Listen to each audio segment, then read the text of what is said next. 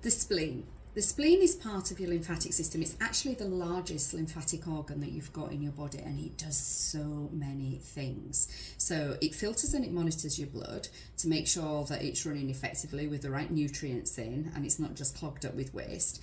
But it also contains macrophages, which are the dumper trucks for your waste system.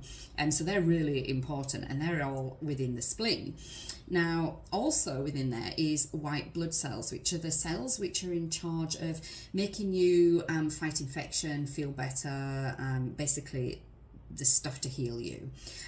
So not only does it contain that, but it breaks down and gets rid of red and old blood cells that are past their sell by date. So all of that is dealt with in your spleen.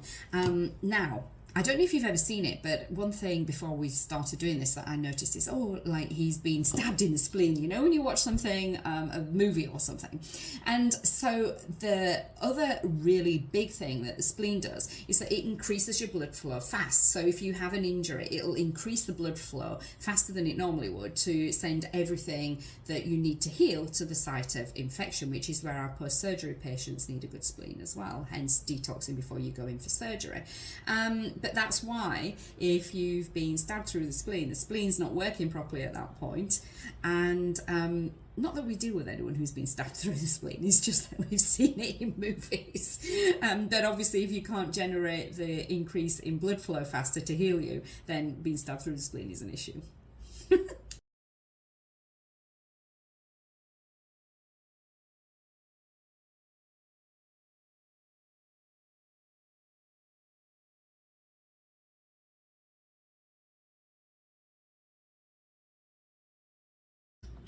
The lymphatic drainage system is a series, like a network of vessels that lead to like hose pipes that lead to ducts, which are like a bucket that you throw everything in. They're really delicate, and they drain fluid, which is the waste, and that fluid's called lymph, so you might have heard of lymph.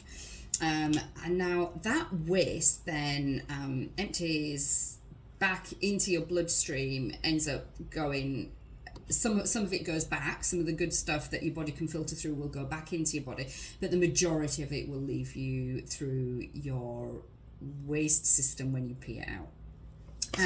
But did you know that by having regular lymphatic drainage massages, you can not only manage the fluid in your body so you look awesome if you've got a nice dress or something to get into, but it also helps with your immune system, massively helps with your immune system so that you feel better as well. So you've got more energy, you're more lively, you fight infection better. Some people even say that lymphatic drainage can help to stave off cancer.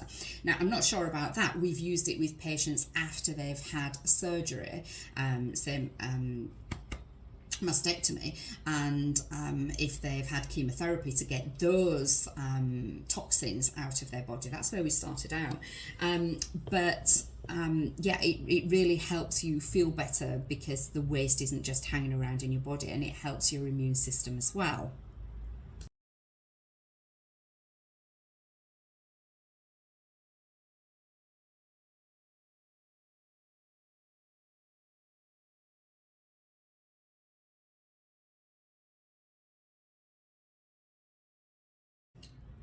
Swollen lymph nodes in your neck. Now, when you are ill, it's usual for your lymph nodes, not necessarily just in your neck, but lymph nodes to become swollen because they're full of waste and they can't get that waste out fast enough, so it becomes blocked like a blocked drain.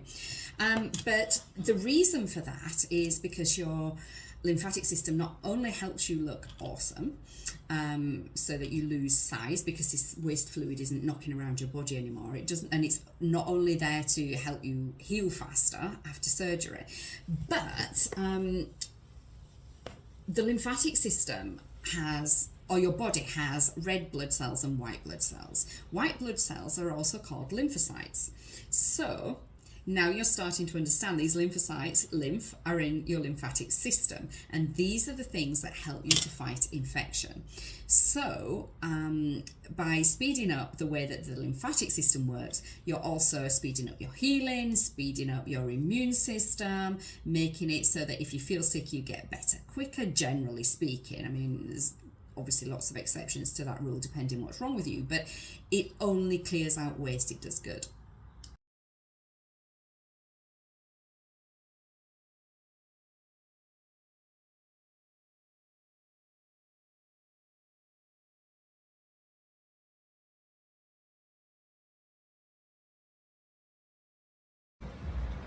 Had a patient the other day and she was inquiring about dealing with fibrosis after maybe about 6 months or something after surgery, because it had built up as a result of not having enough lymphatic drainage massages directly after surgery.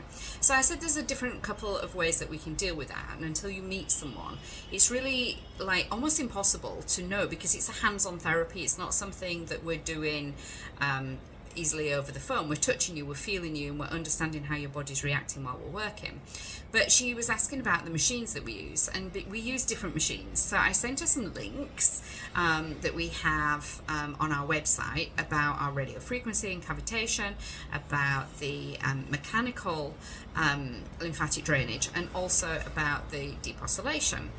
And she was confused as to which one to use. My answer to you in that situation is it's impossible for us to tell you which is going to be the best, like I say, until we meet you. So hands-on is always best. Booking for something, anything, well, any of the mechanical methods, and then we can see how you react, see what works best for you, and then we can take it from there and recommend.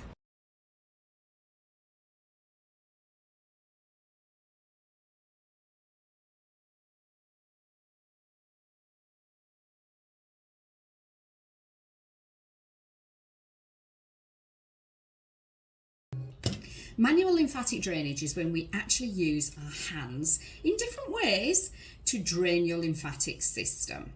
Now, there are terms that you'll hear knocking around: lymphatic drainage, mechanical lymphatic drainage. Lymphatic drainage can be either of the two. Mechanical lymphatic drainage is when we get a machine involved. When patients come to see us, we will more than likely use manual lymphatic drainage, but depending what's going on with you, we'll use any number of other techniques as well, and that could involve a machine. Don't get hung up on it. If you've had surgery, just make sure it's a person who is experienced in post-surgery aftercare massage. If you're looking to look your best for a red carpet event or for a party, photo shoot, that kind of thing, then speak to your therapist and make sure they understand what they're doing for you.